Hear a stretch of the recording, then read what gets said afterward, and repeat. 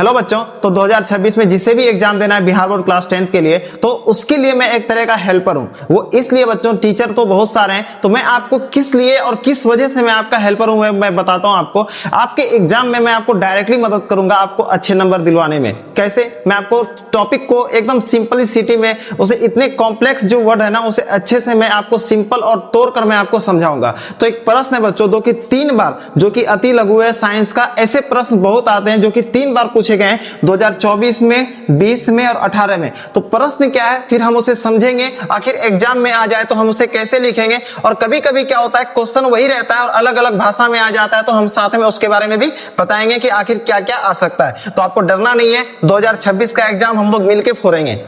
तो बच्चों प्रश्न क्या है? प्रश्न है कि प्रकाश संश्लेषण क्या है और इस क्रिया का रासायनिक समीकरण क्या है ना? समीकरण लिखें या क्या है, बात वही है। तो समझते हैं बच्चों, आखिर प्रकाश संश्लेषण आखिर होता क्या है ना? हमें भी तो पता होना चाहिए प्रकाश संश्लेषण किसे कहते हैं, आखिर इसकी रासायनिक समीकरण क्या होता है। तो रासायनिक समीकरण ही क्या होता है वो भी तो पता होना चाहिए ना। चलो सब समझते हैं बच्चों। देखिए एक चीज आपको पता होना चाहिए,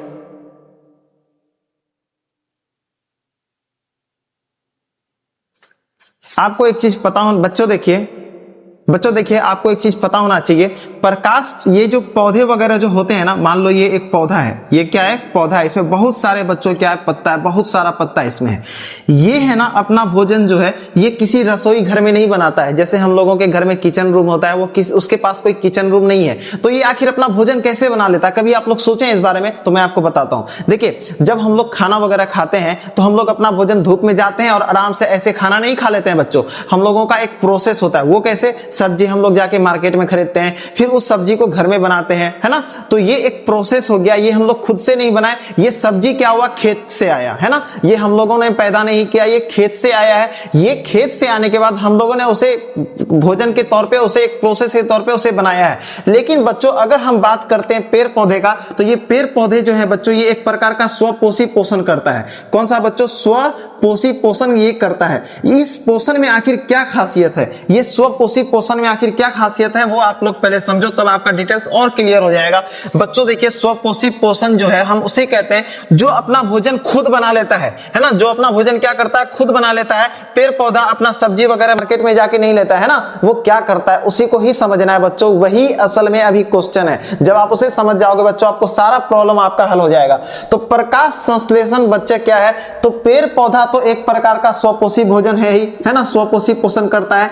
तो ये क्या करता है? अपना भोजन बनाने के लिए सबसे पहले बच्चों क्या करता है? ये सूर्य का प्रकाश को क्या करता है? ऊर्जा के तरह ये इस्तेमाल करता है। किसके तरह बच्चों? ऊर्जा के तरह इस्तेमाल करता है। और ये तभी पॉसिबल है, ये ऊर्जा को ये तभी अवशोषित कर पाएगा, ये प्रकाश के स्रोत को तभी अवशोषित कर पाएगा जब इसमें मौजूद क्लोरोफिल, क्या? क्लोरोफिल, जिसके अंदर क्या होता है? मैग्नीशियम। जब ये इसके अंदर मौजूद क्लोरोफिल क्या करता है? प्रकाश को अवशोषित करने देता है। ये हो गया बच्चों। जब ये मदद करता है तब इसमें हम लोगों को फिर क्या चाहिए होता है? पेड़ पौधा को कार्बन डाइऑक्साइड चाहिए होता है। कार्बन डाइऑक्साइड अगर इसे मिल जाए तो ये अब अवशोषित हो गया, कार्बन डाइऑक्साइड मिल गया। कार्बन डाइऑक्साइड क्यों, मैं वो भी आप लोगों को बताऊंगा। साथ में जल के द्वारा बच्चों जल चाहिए होता है। क्या चाहिए होता है? जल। जल मतलब H2O, पानी। पानी चाहिए होता है ना? पानी देते हैं ना जब स्टार्टिंग में हम लोग पेड़ पौधा लगाते हैं। तो देखिए ये जल, कार्बन डाइऑक्साइड, ये जो आप सारी चीजें देख रहे हो ना, ये मिलकर बनाता है बच्चों इसका भोजन। ये क्या बनाता है? मिलकर इसका भोजन, जिसे हम लोग बोलते हैं ग्लूकोज। क्या बोलते हैं बच्चों? ग्लूकोज, है ना? तो यही ग्लूकोज बनाता है। यही क्या? पेड़ पौधा का भोजन है। और ऑक्सीजन को क्या करता है बच्चों? रिलीज कर देता है ना, ऑक्सीजन को बाहर निकाल देता है। बच्चों अब समझो आखिर ये जो ग्लूकोज बना कैसे बना, है ना? तो बच्चों देखिए ये कार्बन डाइऑक्साइड और जल की मदद से क्या बन गया? ग्लूकोज। यही जो ग्लूकोज बना इसे ही हम लोग क्या बोलते हैं बच्चों? पेड़ पौधा का भोजन कहते हैं। प्लस साथ में क्या करता है? ऑक्सीजन रिलीज करता है। अब इसे एग्जाम में आखिर हम लोग कैसे लिखें? बोलने से तो काम नहीं चलेगा ना, आखिर एग्जाम में कैसे लिखेंगे वो भी बताना होगा बच्चों। देखिए क्या करेंगे एग्जाम में, सबसे पहले एक सुंदर कॉपी तो रहता ही है, उसमें हम लोगों को अच्छे हैंडराइटिंग से लिखना है। प्रकाश संश्लेषण वह प्रक्रिया है, मतलब वह प्रोसेस है बच्चों, जिसमें हरे पौधे सूर्य के प्रकाश की उपस्थिति में, किसकी उपस्थिति में, प्रेजेंट में, सूर्य के प्रकाश की उपस्थिति में कभी भी पेड़ पौधा रात को खाना नहीं बनाता है। क्यों? क्योंकि दिन में ही ना सूर्य की उपस्थिति होती है।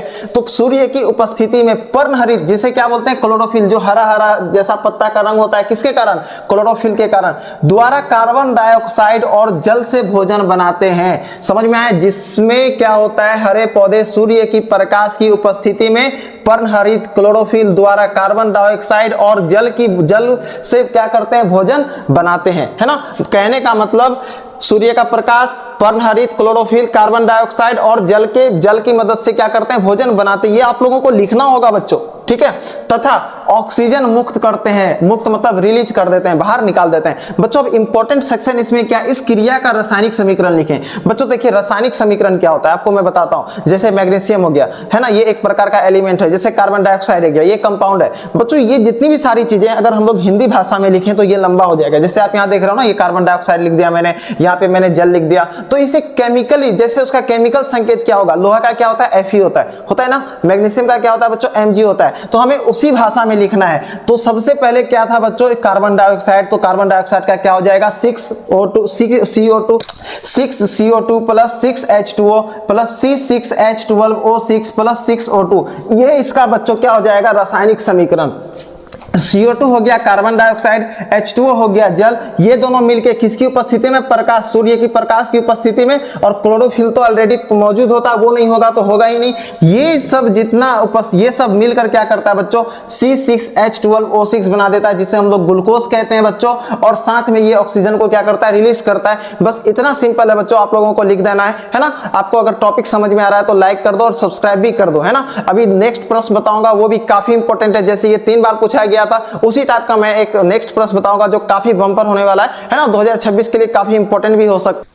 तो बच्चों दूसरा प्रश्न क्या है, फिर हम इसे भी समझते हैं। प्रश्न है बच्चों कि पित्त क्या है और मनुष्य के पाचन तंत्र में इसका क्या महत्व है। सबसे पहले बच्चों हमें पता होना चाहिए कि पित्त को अलग अलग फॉर्मेट में हम क्या बोल सकते हैं। बच्चों देखिए पित्त को हम लोग इंग्लिश में बाइल कहते हैं, जिसे अगर पित्त रस अगर बोला जाए तो बाइली जूस कहेंगे, है ना। इस प्रश्न की सबसे इंपॉर्टेंट बात क्या है कि ये 2000 आप देख सकते हैं 23 में, 16 में और 21 में आई भी थी। और 2026 के लिए भी बहुत महत्वपूर्ण है ना। वो इस वजह से क्योंकि ऐसे कॉन्सेप्ट वाले प्रश्न इस टॉपिक में बहुत कम है, तो ये डायरेक्टली पूछे जा सकते हैं। तो आपको ये इस प्रश्न को लाइटली नहीं लेना चाहिए। अब प्रश्न को समझते हैं बच्चों, पित्त क्या है। देखिए बच्चों ये एक फॉर्मेट आप लोग सबसे पहले देख लें। अगर एग्जाम में अगर इस टाइप के प्रश्न आए तो आप लोगों को इसी टाइप से लिखना है ताकि आप पूरे के पूरे नंबर उठा सको। तो बच्चों देखिए पित्त एक प्रकार का पीला रंग का पाचक रस है। पाचक रस मतलब ये एक प्रकार का डाइजेस्टिव जूस है, मतलब जिससे क्या होता है भोजन वगैरह आराम से पच जाता है ना। इसका मेनली काम क्या होता है ना, भोजन को पचाना नहीं होता है, वो मैं आपको आगे समझाऊंगा वो क्या होता है। देखिए जिसका निर्माण यकृत में, यकृत मतलब बच्चों क्या होता है, लीवर। हमारे शरीर में जो लीवर होता है जिसे हम लोग कलेजी बोलते हैं, उसे हम लोग इंग्लिश में क्या बोलते हैं बच्चों, इंग्लिश में हम उसे बोलते हैं लीवर। और हिंदी शुद्ध हिंदी में यानी तो विज्ञान भाषा में हम उसे यकृत बोलते हैं। ये हमारे शरीर का सबसे बड़ा ग्रंथि होता है, मतलब सबसे बड़ा ये ऑर्गेनिक पार्ट होता है, मतलब ऑर्गेन पार्ट होता है, जिसे हम लोग क्या बोलते हैं, यकृत बोलते हैं और इंग्लिश में लीवर बोलते हैं। जो पित्ताशय होता है बच्चों, यहाँ पे सबसे पहले पाचक जूस का जो है बच्चों निर्माण होता है यकृत में। फिर इसके बाद जो वो जूस है बच्चों पित्ताशय में क्या होता है, जमा हो जाता है, जिसे हम लोग संग्रहित कहते हैं, मतलब वहां पर संग्रहित हो जाता है, जमा हो जाता है। आखिर ये पित्ताशय क्या है बच्चों, पित्ताशय को हम लोग इंग्लिश में गोल ब्लैडर कहते हैं। जब लीवर में बच्चों ये जूस का निर्माण होता है तो वापस से वो जमा कहां पे हो जाता है, गोल ब्लैडर में, जिसे पित्ताशय कहते हैं। कौन सा जूस, पाचक रस, वहां जाकर क्या हो जाता है, जमा हो जाता है। फिर ये पित्त में कोई पाचक एंजाइम नहीं होता है, मतलब ये इसमें किसी भी टाइप का एंजाइम नहीं है जो भोजन को ये पचा सके। आखिर ये क्या है, मैं आपको बताता हूं ये क्या है। दरअसल जब हम लोग कभी घी या बटर जैसे सामान खाते हैं तो ये इजीली पानी में नहीं घुलते, तो आखिर कौन तोड़ पाएगा। तो बच्चों वही जो पित्त वाला जो जूस है ना, ये वाला जो पाचक रस है जो पीले रंग का होता है, ये जब गॉल ब्लैडर में जमा होता है, जब हम लोग खाते हैं वसा वगैरह वाला सामान, जिसमें हम लोग जिससे हम लोगों को प्राप्त होगा घी से, बटर से, है ना। ये क्या करता है, जब गोल ब्लैडर में ये संपर्क होता है तो ये जूस को रिलीज करता है ताकि जो वसा को ये छोटे छोटे बूंदों में क्या कर सके, तोड़ सके, ठीक है, आखिर उसे घुलनशील बना सके। समझ गए बच्चों, इसी प्रकार से वो उसे तोड़ता है। तो इसीलिए उसमें कोई पाचक एंजाइम नहीं होता, वो उसे छोटे छोटे बूंद में क्या करता है, तोड़ता है। समझ गए।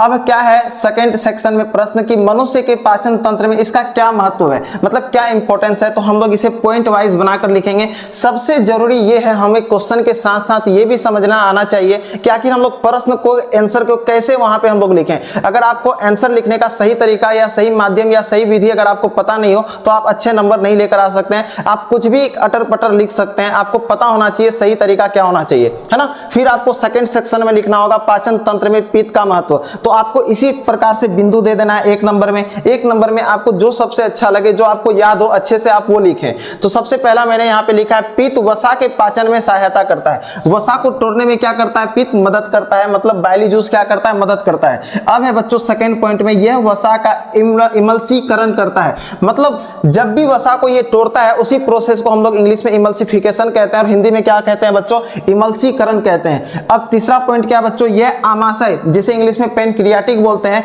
यह आमाशय में आए अम्लीय भोजन को क्षारीय बनाता है। बच्चों जब हम लोग खाना खाते हैं तो ये हमारे आमाशय में जो है ना वो एक प्रकार का हाइड्रोक्लोरिक एसिड जो कि अम्ल एसिड जो है वो एक तरह से निर्माण होता है। जब भी आमाशय से भोजन छोटी आंत में जाती है तो उस भोजन का जो नेचर है बच्चों वो अम्लीय होता है। जब छोटी आंत में गई और अगर उस भोजन का नेचर अगर अम्लीय होगा तो फिर इसे अवशोषित करने में, जो उसके मिनरल्स और जो इंपॉर्टेंट सारी चीजें उसे अवशोषित करने में दिक्कत आती है, तो उसे क्षारीय बनाने में भी ये बहुत मदद करता है। कौन, ये पित्त। बाइल जूस उसे क्या करता है, उसे मदद करता है क्षारीय नेचर में बनाने में, इसीलिए ये काफी इंपॉर्टेंट है। तो ऐसे ही प्रश्न और ऐसे वीडियो देखने के लिए अगर आपको इंफॉर्मेटिव, अगर आपको अच्छी लगी हो तो आप हमारे चैनल को सब्सक्राइब करें। चूंकि आपका एग्जाम 2026 में नजदीक है तो आपको अच्छे से हमारे वीडियो जल्दी उपलब्ध हो पाए। तो इस वजह से आप जो इंपॉर्टेंस है आप इसको मिस ना करें, इसलिए हमारे चैनल को सब्सक्राइब कर सकते हैं।